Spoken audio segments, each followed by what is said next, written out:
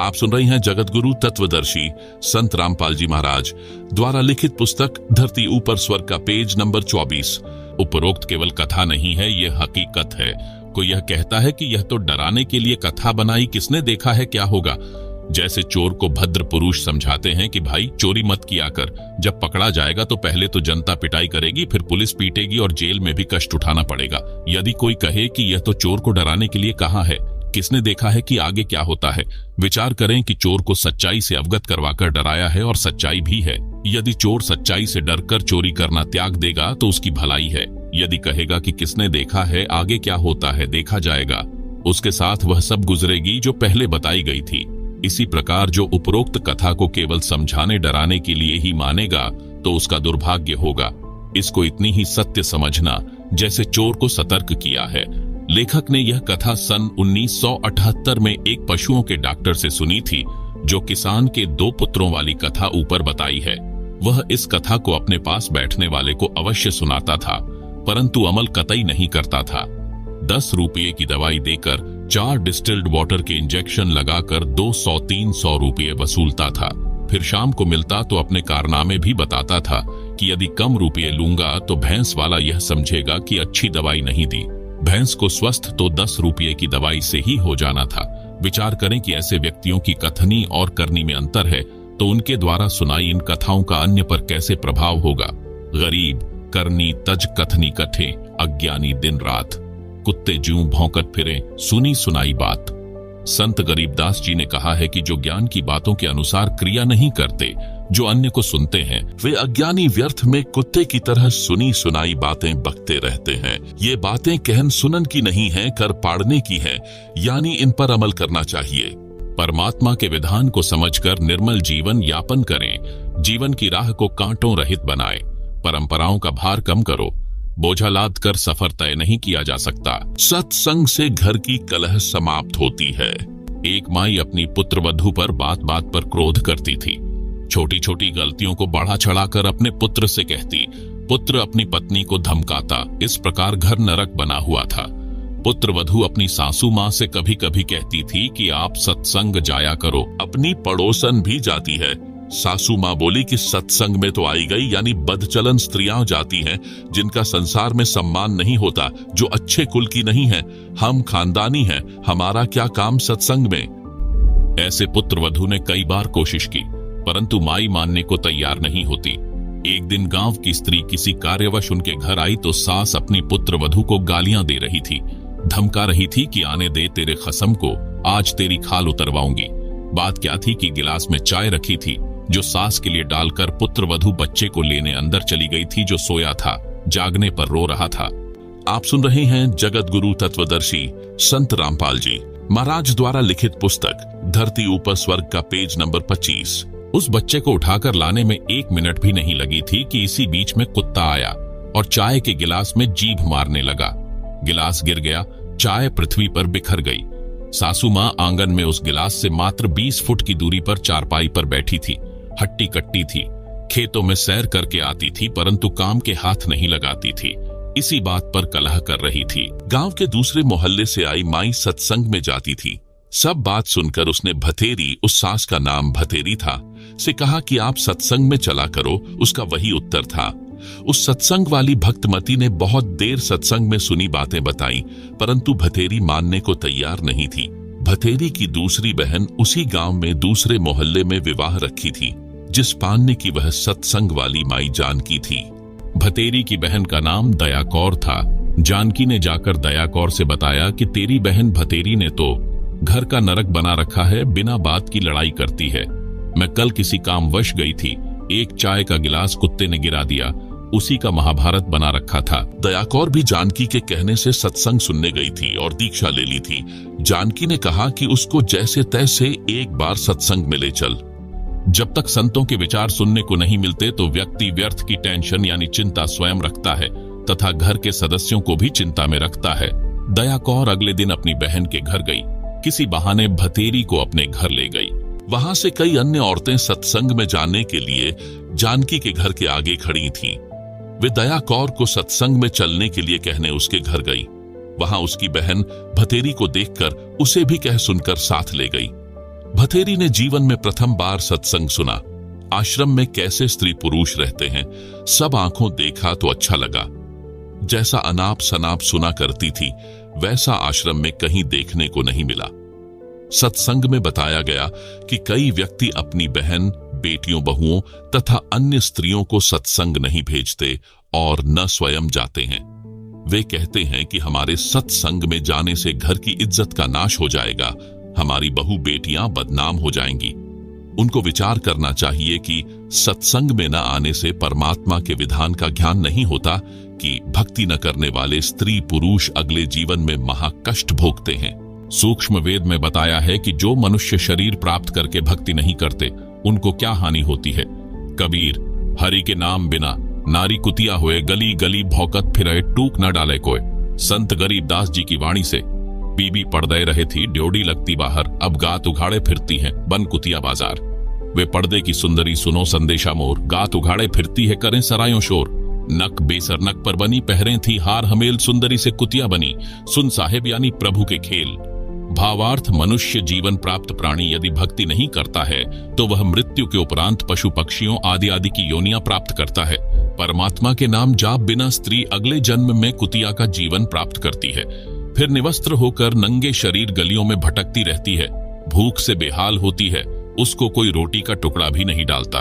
आप सुन रहे हैं जगत गुरु तत्वदर्शी संत रामपाल जी महाराज द्वारा लिखित पुस्तक धरती ऊपर स्वर्ग का पेज नंबर 26। जिस समय वह आत्मा स्त्री रूप में किसी राजा, राणा तथा उच्च अधिकारी की बीवी यानी पत्नी थी, वे उसके पूर्व जन्मों के पुण्यों का फल था। जो कभी किसी जन्म में भक्ति धर्म आदि किया था, वह सर्व भक्ति तथा पुण्य स्त्री रूप में प्राप्त कर लिए। वह आत्मा उच्च घरानों की बहु बेटियां थीं। तब पर्दों में रहती थी, काजू किशमिश डालकर हलवा तथा खीर खाती थी, उनका झूठा छोड़ा हुआ नौकरानियां खाती थी। उनको सत्संग में नहीं जाने दिया जाता था क्योंकि वे उच्च घरानों की बहुएं तथा बेटियां थीं। घर से बाहर जाने से बेइज्जती मानती थी। बड़े घरों की इज्जत इसी में मानी जाती थी कि बहु बेटियों का पर्दों में घर में रहना उचित है। इन कारणों से वह पुण्यात्मा सत्संग विचार न सुनने के कारण भक्ति से वंचित रह जाती थी। उस मानव शरीर में वह स्त्री गले में 9-9 लाख रुपये के हमेल यानी हार पहनती थी, नाक में सोने की नाक पहनती थी, उसी हार सिंगार में अपना जीवन धन्य मानती थी। भक्ति न करने से वे अब कुतिया का जीवन प्राप्त करके नंगे शरीर गलियों में एक एक टुकड़े के लिए तरस रही होती है। शहर में पहले सराय यानी धर्मशाला होती थी। यात्री रात्रि में उनमें रुकते थे, सुबह भोजन खाकर प्रस्थान करते थे। वह पर्दे में रहने वाली सुंदर स्त्री कुतिया बनकर धर्मशाला में रुके यात्री का डाला टुकड़ा खाने के लिए सराय यानी धर्मशाला में भौंकती है। रोटी का टुकड़ा धरती पर डाला जाता है, उसके साथ कुछ रेत मिट्टी भी चिपक जाती है। वह सुंदरी जो काजू किशमिश युक्त हलवा खीर खाती थी, भक्ति नहीं करती थी, उस रेत मिट्टी युक्त टुकड़े को खा रही है।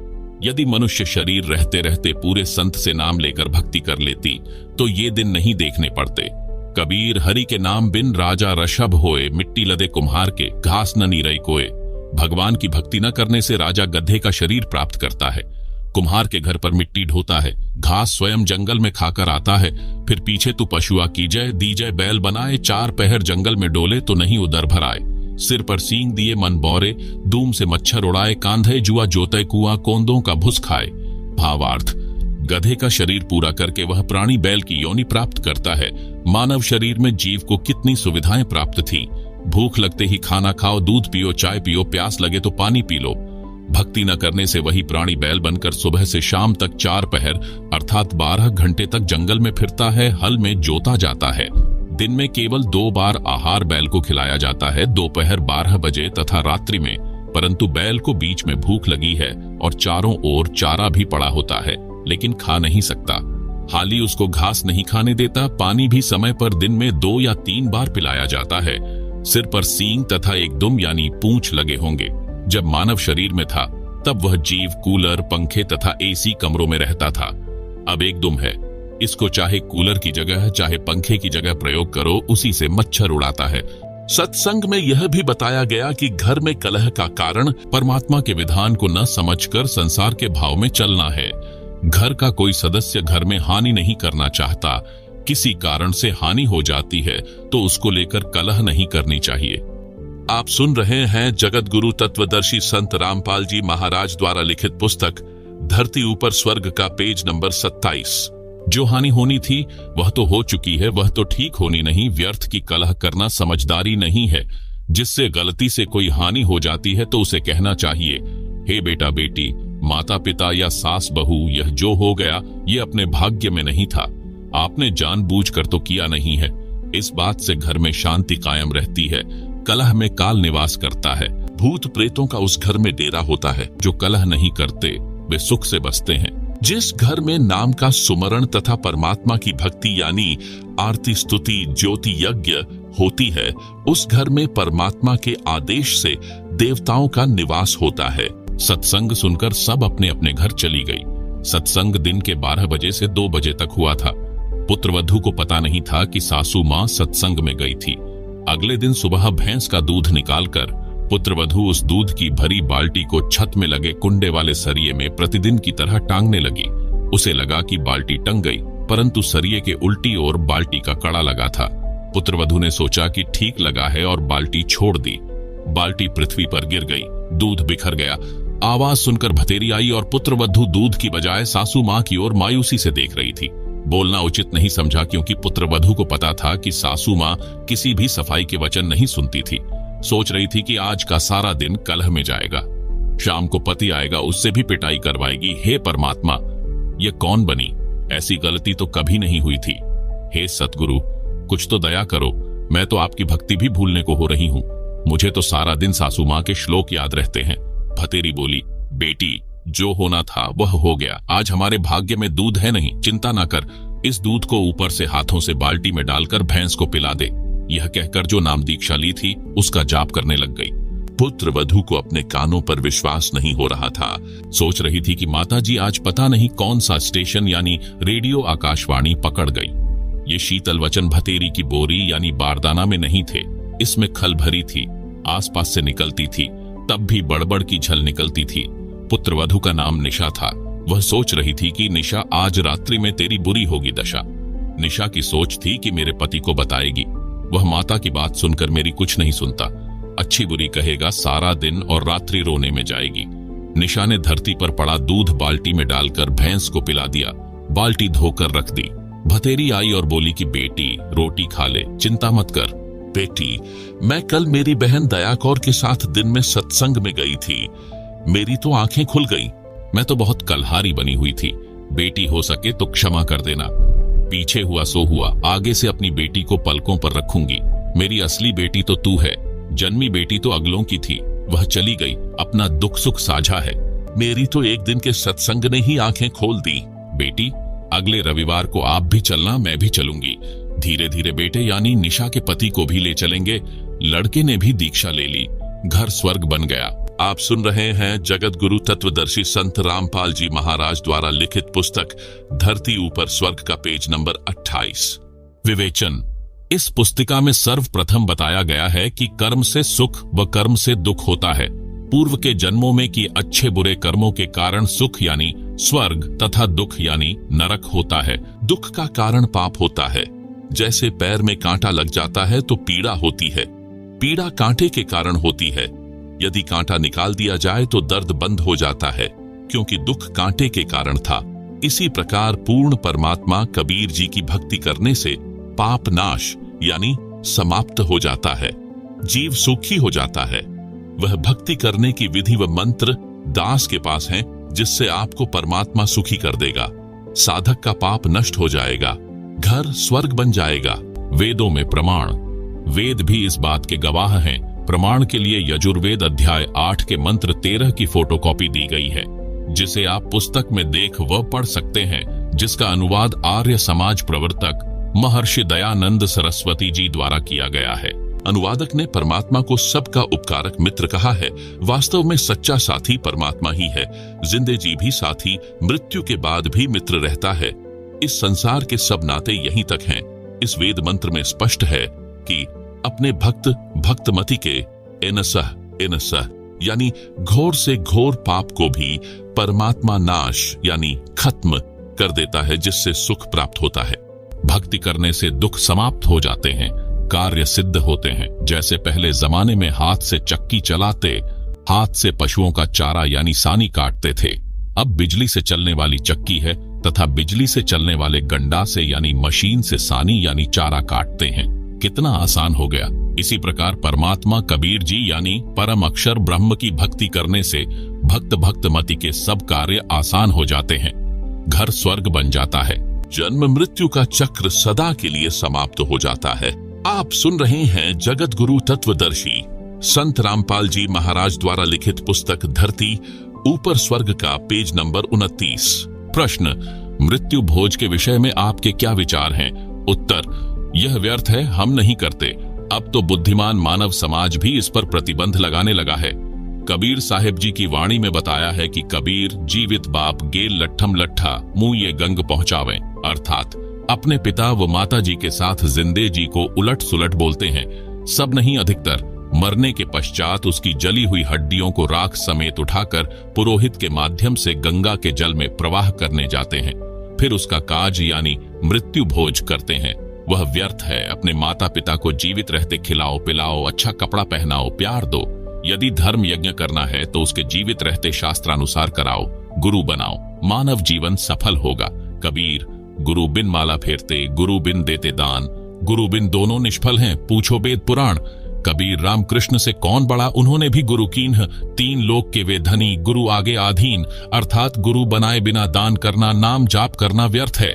आप हिंदू जन श्री कृष्ण जी व श्री रामचंद्र जी से बड़ा किसी को नहीं मानते, उन्होंने भी गुरु बनाए।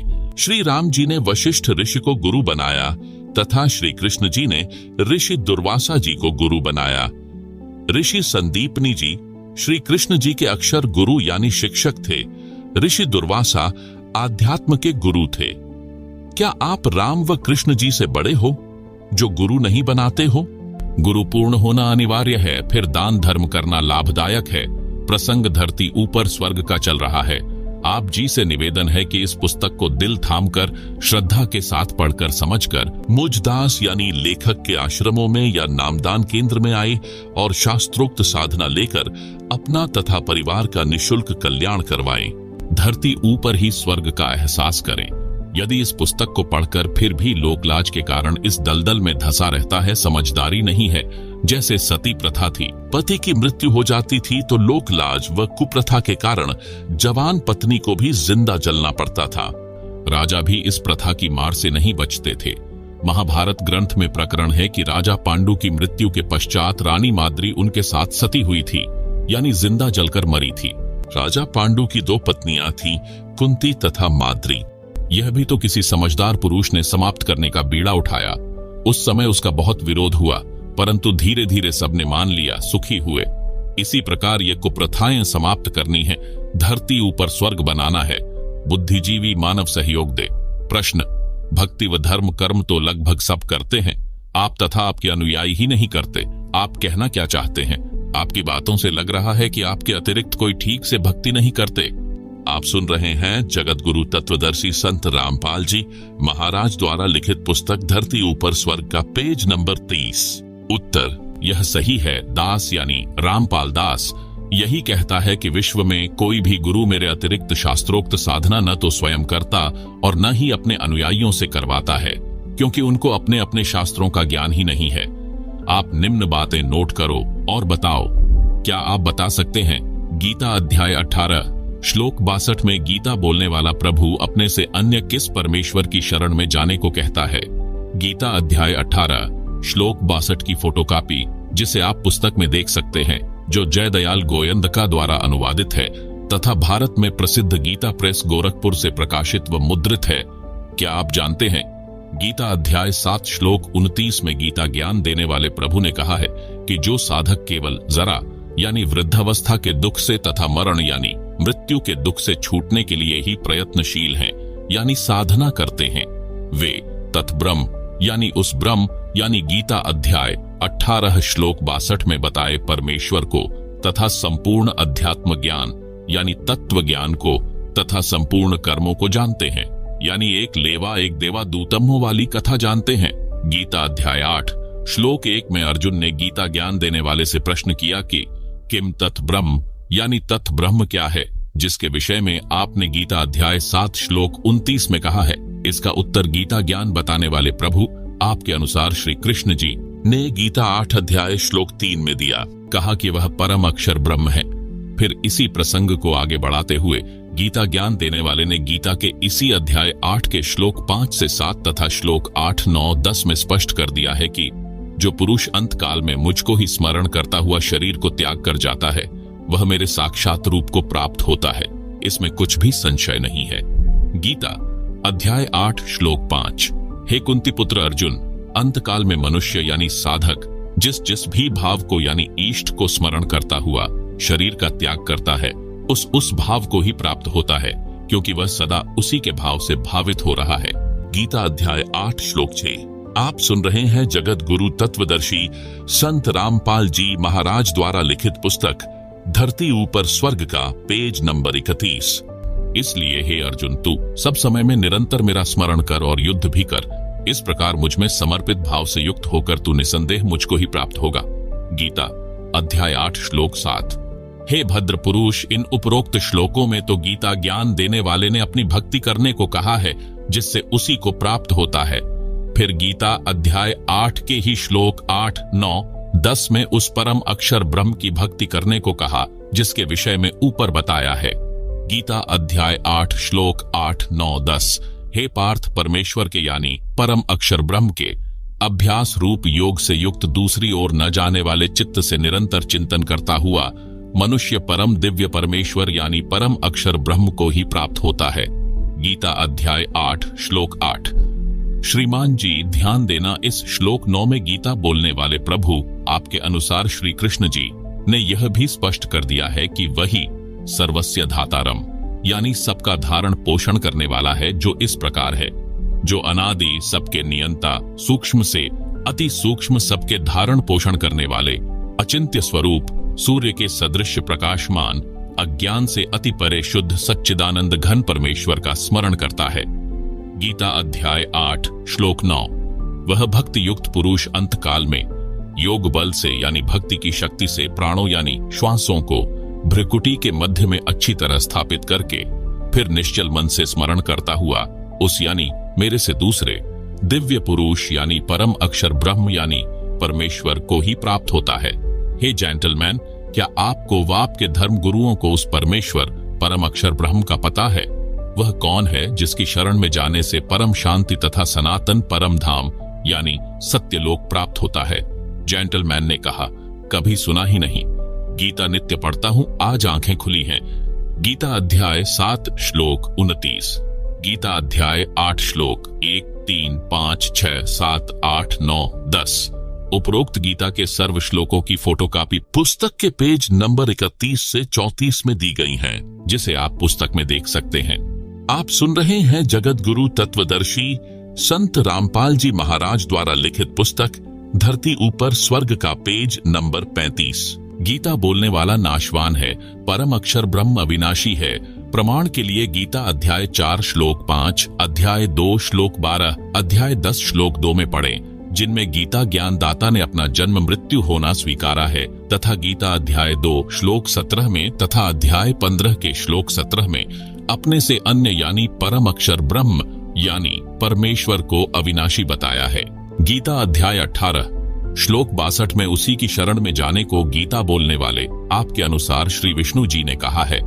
वह परमेश्वर यानी परम अक्षर ब्रह्म कौन है, कैसा है, उसकी शरण कैसे प्राप्त होती है? जानने के लिए पृष्ठ नंबर 48 पर लिखे फोन नंबरों पर SMS करके पुस्तकें मंगाकर पढ़ें।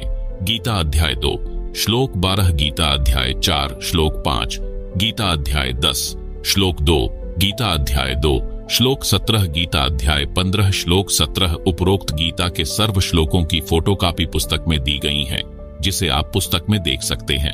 आप सुन रहे हैं जगत गुरु तत्वदर्शी संत रामपाल जी महाराज द्वारा लिखित पुस्तक धरती ऊपर स्वर्ग का पेज नंबर 37। गूढ़ रहस्य गीता का। हे भद्र पुरुष, हिंदू धर्म के धर्म गुरुओं को वेदों व श्रीमद् भगवत गीता का कख का भी ज्ञान नहीं है।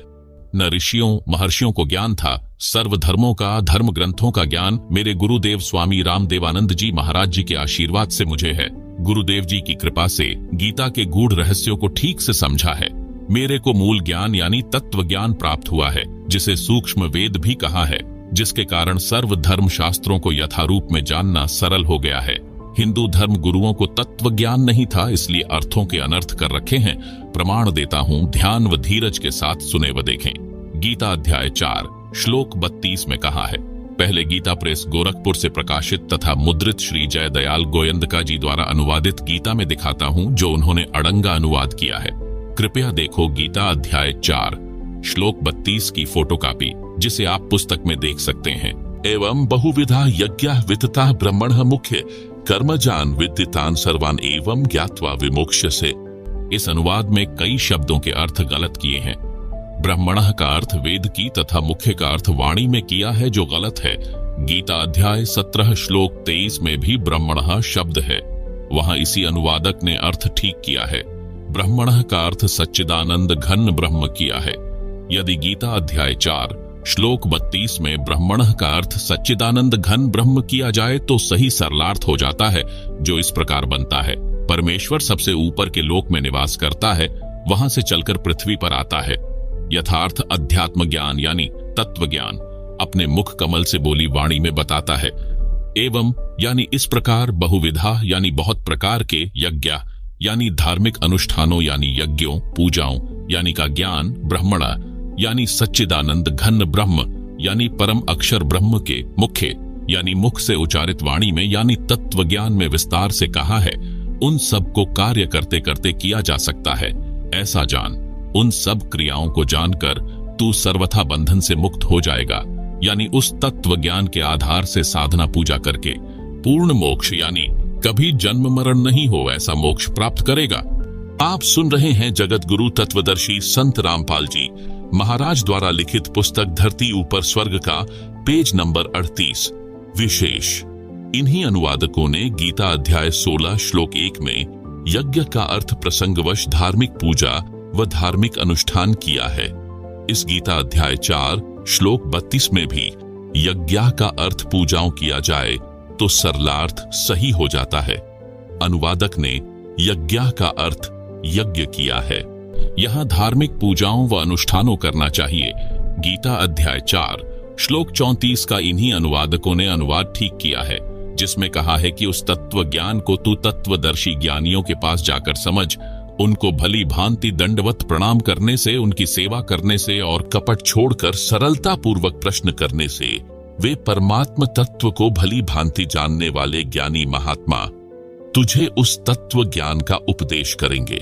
गीता अध्याय 4 श्लोक 34। कृपया देखें गीता अध्याय 17 श्लोक 23 की फोटोकॉपी, जिसमें ब्रह्मणः का अर्थ सच्चिदानंद घन ब्रह्म किया है, जिसे आप पुस्तक में देख सकते हैं। विशेष इससे यह स्पष्ट है कि वह तत्व ज्ञान श्रीमद् भगवत गीता में नहीं है। यदि होता तो गीता बोलने वाला कह देता कि उस अध्याय में बोला है, वहां पढ़ ले।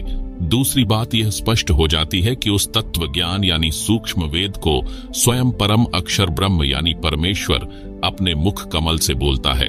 उस तत्व ज्ञान बताने वाले तत्वदर्शी संत महात्मा की पहचान गीता अध्याय 15 श्लोक 1 में बताई है। कहा है, आदि पुरुष परमेश्वर जिसकी मूल है, उस ऊपर को मूल वाले, नीचे को शाखा वाले, जिस संसार रूप पीपल के वृक्ष को अविनाशी कहते हैं यानी माना जाता है, उसके सब भागों को जो तत्व से जानता है, वह वेद के तात्पर्य को जानने वाला वेदवित यानी तत्वदर्शी संत है।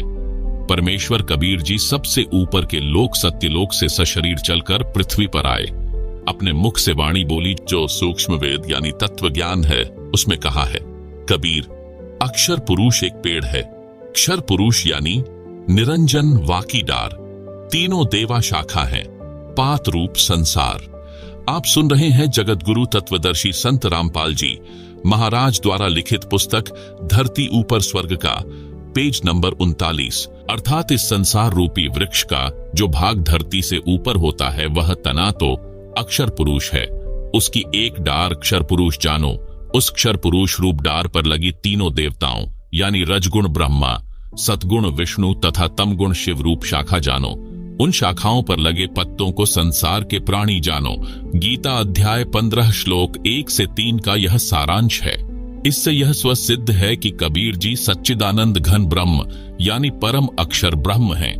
उनके द्वारा बोला गया ज्ञान तत्व ज्ञान यानी सूक्ष्म वेद है। अधूरे ज्ञान के कारण आपको यह भी शंका होगी कि जड़ यानी मूल कौन है तथा अक्षर पुरुष क्षर पुरुष का कहाँ प्रमाण है। उसके लिए सुनो, इस संसार रूप वृक्ष की मूल परम अक्षर ब्रह्म है, जिसका प्रमाण गीता अध्याय 8 श्लोक 3-8 से 10 में है, जो पहले इसी पुस्तिका में बताया गया है। कहा कि गीता अध्याय 8 श्लोक 9 में, जो कबीरदेव अनादि है, सबका नियंता यानी कंट्रोलर है, सूक्ष्म से अति सूक्ष्म यानी सर्वशक्तिमान है, सर्वस्य धातारम यानी सबका धारण पोषण करने वाला है, अचिंत्य स्वरूप सूर्य के सदृश स्वप्रकाशित है, अविद्या से अति परे यानी अज्ञानियों की पहुंच से दूर शुद्ध सच्चिदानंद घन परमेश्वर है। जो उसका स्मरण करता है वह उसी को प्राप्त होता है। इससे स्पष्ट हुआ है कि परम अक्षर ब्रह्म संसार रूप वृक्ष की जड़ यानी मूल है, क्योंकि मूल से ही पेड़ का धारण पोषण होता है। अब आगे अध्याय 15 श्लोक 16 से 17 में 3 पुरुषों यानी प्रभुओं का प्रमाण है। पढ़ो इन दोनों श्लोकों की फोटोकॉपी में, जिनमें कहा है कि अक्षर पुरुष व क्षर पुरुष तथा इनके लोकों के प्राणी नाशवान है। गीता अध्याय 15 श्लोक 16 इन दोनों से अन्य परम अक्षर पुरुष है, जो अविनाशी परमेश्वर परमात्मा कहा जाता है, सबका धारण पोषण करने वाला है। गीता अध्याय 15 श्लोक 17 गीता अध्याय 15 श्लोक 1 की फोटोकॉपी, जिसे आप पुस्तक में देख सकते हैं। ऊर्ध्वमूलम अधाशाखम अश्वत्थम प्राहुः अव्ययम छंदांसी यस्य पर्णानि यह तम वेद सह वेदवित्। आप सुन रहे हैं जगत गुरु तत्वदर्शी संत रामपाल जी महाराज द्वारा लिखित पुस्तक धरती ऊपर स्वर्ग का पेज नंबर 40। विशेष, इस फोटोकॉपी के अनुवाद में भी गलतियां हैं, परंतु फिर भी सार स्पष्ट है। गलती, अध शाखम का अर्थ ब्रह्मा रूप मुख्य शाखा वाले किया है, जबकि अध यानी नीचे, शाखा यानी शाखा अर्थ सीधा है। यह उनकी अज्ञानता की झलक है। इस पेज पर गीता अध्याय 15 श्लोक 16-17 की फोटोकॉपी दी गई है, जिसे आप पुस्तक में देख सकते हैं। आप सुन रहे हैं जगत गुरु तत्वदर्शी संत रामपाल जी महाराज द्वारा लिखित पुस्तक धरती ऊपर स्वर्ग के पेज नंबर 41 पर ऊपर जड़ नीचे शाखा वाला उल्टा लटका हुआ संसार रूपी वृक्ष का चित्र दिया गया है, जिसे आप पुस्तक में देख सकते हैं। आप सुन रहे हैं जगत गुरु तत्वदर्शी संत रामपाल जी महाराज द्वारा लिखित पुस्तक धरती ऊपर स्वर्ग का पेज नंबर 42। प्रश्न, आम हिंदू के मन में यह धारणा है कि संत रामपाल जी श्री ब्रह्मा जी, श्री विष्णु जी व श्री शिव जी की भक्ति छुड़वाते हैं। आप क्या कहोगे? उत्तर, जैसा कि इस पुस्तिका के प्रारंभ में बताया है कि हम यानी मेरे अनुयायी और मैं सब धार्मिक व सामाजिक क्रियाएं शास्त्र विहित यानी शास्त्रों के अनुसार करते हैं। गीता अध्याय 16 श्लोक 23 से 24 में भी यही कहा है कि शास्त्र विधि को त्याग कर अपनी मर्जी से जो मनमाना आचरण करते हुए साधना करते हैं, उनको न सुख प्राप्त होता है, न कार्य सिद्ध करने वाली सिद्धि प्राप्त होती है, न गति यानी मोक्ष होता है। इसलिए शास्त्रोक्त कर्म करो। जैसा गीता अध्याय 15 श्लोक 1 से 3 तथा 16-17 में संसार रूपी वृक्ष का उदाहरण बताया है। इस वृक्ष की मूल तो परम अक्षर ब्रह्म है, तना अक्षर पुरुष यानी अक्षर ब्रह्म है, डार यानी मोटी डाली क्षर पुरुष यानी क्षर ब्रह्म है। तीनों देवता रजगुण ब्रह्मा, सतगुण विष्णु, तमगुण शंकर शाखा हैं तथा पत्ते संसार के प्राणी हैं। दास यानी रामपाल दास ब्रह्मा विष्णु तथा शिव जी व देवी देवताओं का सम्मान करता है तथा धार्मिक कर्म शास्त्रोक्त करता व करवाता है। इसी कर्म में भक्ति की विधि शास्त्रोक्त करनी होती है। जैसे कोई आम या पीपल आदि का पौधा नर्सरी से मोल लाए तो उसको अपने घर, आंगन, खेत, बाग में रोपने के लिए गड्ढा खोदा, उसमें उस पौधे को मूल की ओर से गड्ढे में रखकर चारों ओर मिट्टी लगाई, फिर सिंचाई की, पौधा पेड़ बना, लाभ मिला। यदि कोई अनजान उस पौधे को शाखाओं की ओर से गड्ढे में रखकर मिट्टी लगाकर सिंचाई करे, क्या वह पेड़ बनेगा? कभी नहीं, नष्ट हो जाएगा। ठीक इसी प्रकार हम शास्त्रों में बताए अनुसार भक्ति रूपी पौधा रोपते यानी लगाते हैं, जो शास्त्र विधि अनुसार है, लाभदायक है। यानी गीता अध्याय 3 श्लोक 14-15 में भी स्पष्ट किया है कि अविनाशी परमात्मा यानी परम अक्षर ब्रह्म जो धार्मिक अनुष्ठानों में यानी यज्ञों में प्रतिष्ठित है, अर्थात उसी को इष्ट मानकर धार्मिक अनुष्ठान पूजाएं यानी यज्ञ आदि करने चाहिए। कृपया देखें सीधा तथा उल्टा बीजा यानी रोपा हुआ भक्ति रूपी पौधे के चित्र तथा पढ़ें गीता अध्याय 3 श्लोक 14-15 की फोटोकॉपी, जिन्हें आप पुस्तक में देख सकते हैं। आप सुन रहे हैं जगत गुरु तत्वदर्शी संत रामपाल जी महाराज द्वारा लिखित पुस्तक धरती ऊपर स्वर्ग के पेज नंबर 43 पर शास्त्र विरुद्ध साधना अर्थात उल्टा बीजा हुआ भक्ति रूपी पौधे का चित्र दिया गया है, जिसे आप पुस्तक में देख सकते हैं।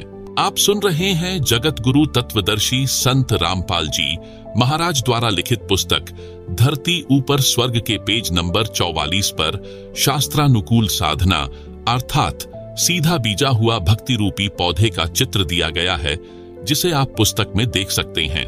आप सुन रहे हैं जगत गुरु तत्वदर्शी संत रामपाल जी महाराज द्वारा लिखित पुस्तक धरती ऊपर स्वर्ग का पेज नंबर 45।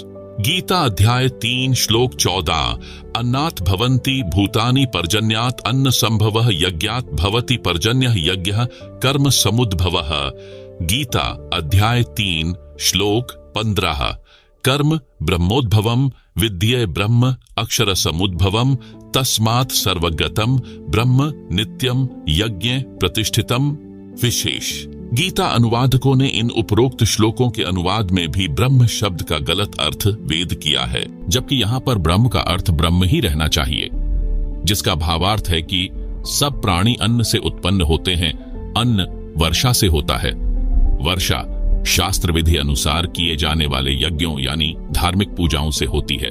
कर्म ब्रह्म यानी काल ज्योति निरंजन यानी क्षर पुरुष से उत्पन्न हुए तथा ब्रह्म को यानी काल ज्योति निरंजन को तू अविनाशी परमात्मा, जिसका वर्णन गीता अध्याय 2 श्लोक 17, गीता अध्याय 8 श्लोक 3, 8 से 10 में तथा गीता अध्याय 15 श्लोक 17 में है। उस परम अक्षर ब्रह्म से उत्पन्न हुआ जान वही परम अक्षर परमात्मा यानी परम अक्षर ब्रह्म जो सर्वव्यापक है, यज्ञों में प्रतिष्ठित है यानी इष्ट रूप में मूल रूप में पूज्य है। कबीर परमेश्वर जी ने सूक्ष्म वेद यानी तत्व ज्ञान में बताया है कि कबीर एकई साधे सब सधै, सब साधे सब जाए, माली सींचे मूल को फूले फले अघाए, अर्थात पौधे की मूल को मिट्टी में गाड़कर सिंचाई करने से पौधे के सब भाग तना डार शाखा तथा पत्ते विकास करेंगे। एक के साधने से सब सध जाएंगे। यदि पौधे को उल्टा बीज यानी रोप कर शाखाओं की सिंचाई करेंगे तो सब नष्ट हो जाएंगे, क्योंकि यह विधि गलत है। आप सुन रहे हैं जगत गुरु तत्वदर्शी संत रामपाल जी महाराज द्वारा लिखित पुस्तक धरती ऊपर स्वर्ग का पेज नंबर 46। इसी प्रकार परम अक्षर ब्रह्म रूप मूल को इष्ट रूप में मानकर पूजा करेंगे तो सब देवता प्रफुल्लित होंगे यानी बढ़ेंगे, यानी उनके पास हमारे धर्म कर्म शास्त्र प्रमाणित संग्रहित यानी जमा हो जाएंगे। वे फिर हमारे कर्मों का फल हमें देते रहेंगे, बिना मांगे देंगे। गीता अध्याय 3 श्लोक 10 से 15 तक यही विस्तार पूर्वक बताया है कि शास्त्र अनुसार साधना भक्ति करके देवताओं यानी वृक्ष की शाखा रूपी देवताओं को बढ़ाओ। शास्त्रोक्त विधि से बढ़ाए हुए देवता तुमको बिना मांगे ही फल देंगे। जैसे पौधा पेड़ बना तो सब तना डार शाखा बढ़ी विकास हुआ, फिर शाखाओं को फल लगेंगे, बिना मांगे ही लगेंगे, यानी शास्त्र विधि अनुसार साधना करने से हमारे धर्म कर्म बनेंगे। वे इन देवताओं ब्रह्मा विष्णु तथा शिव जी के पास जमा होते रहेंगे। ये कर्म फल ही देते हैं, ईमानदारी से देते हैं, बिना मांगे ही देंगे, क्योंकि हमारे शास्त्र अनुसार भक्ति कर्म है। अन्य जो शास्त्र विधि त्याग कर मनमाना आचरण करते हैं उनके कोई धर्म कर्म यानी पुण्य नहीं बनते, उनको कोई लाभ नहीं होता। इसलिए हम परम अक्षर ब्रह्म को इष्ट रूप में प्रतिष्ठित करके शास्त्रोक्त भक्ति करते हैं, जिससे सुख भी मिलता है, सिद्धि की प्राप्ति भी होती है, जिससे कार्य सिद्ध होते हैं तथा गति यानी मुक्ति भी होती है। मैं शास्त्र विधि यानी शास्त्रों के अनुसार भक्ति करने को कहता हूँ, भक्ति छुड़वाता नहीं हूँ। गीता अध्याय 3 श्लोक 10, 11, 12, 13 की फोटो कापियां दी गई हैं, जिन्हें आप पुस्तक में देख सकते हैं। आप सुन रहे हैं जगत गुरु तत्वदर्शी संत रामपाल जी महाराज द्वारा लिखित पुस्तक धरती ऊपर स्वर्ग का पेज नंबर 48। हे जेंटलमैन, इस प्रकार गीता को मेरे अतिरिक्त किसी ने नहीं समझाया, क्योंकि किसी को ज्ञान ही नहीं है। मैं इसीलिए कहता हूं कि मेरे अतिरिक्त कोई भी सही साधना नहीं करवाता। हम अविनाशी परमेश्वर यानी परम अक्षर ब्रह्म की भक्ति इष्ट मानकर करते हैं, जो सबका धारण पोषण करने वाला है, जो गीता ज्ञान बताने वाले से अन्य है, जो पाप काटकर सुखी करता है, उल्टे लटके संसार रूप वृक्ष के चित्र को तथा उल्टे सीधे भक्ति रूपी पौधों के चित्रों को ध्यान से देखो, सब आसानी से समझ आ जाता है। विश्व के मानव से अनुरोध करता हूं कि सारा जहान इसी परमेश्वर की शरण में आए और परम शांति यानी पूर्ण मोक्ष को तथा सनातन परम धाम यानी सत्यलोक को प्राप्त करके सदा सुखी रहे। अधिक जानकारी के लिए निम्न संपर्क सूत्रों पर संपर्क करें। इस पुस्तिका को या अन्य पुस्तक ज्ञान गंगा, गीता तेरा ज्ञान अमृत व जीने की राह आदि को निशुल्क मंगवाएं। एसएमएस में अपना पूरा पता, फोन नंबर लिखें। पुस्तक आपके घर पहुंच जाएगी। एक बार में एक पुस्तक के लिए एसएमएस करना होगा। एक से अधिक एक एसएमएस पर नहीं भेजी जाएंगी। एक पढ़ो फिर दूसरी निशुल्क मंगाओ। प्रचार प्रसार समिति बरवाला, संपर्क सूत्र 7496801825, 7496801823, 7496801825, 7496801823। धन्यवाद। सर्व मानव समाज का शुभ चिंतक रामपाल दास, सतलोक आश्रम, बरवाला जिला, हिसार, हरियाणा, भारत। सत साहिब।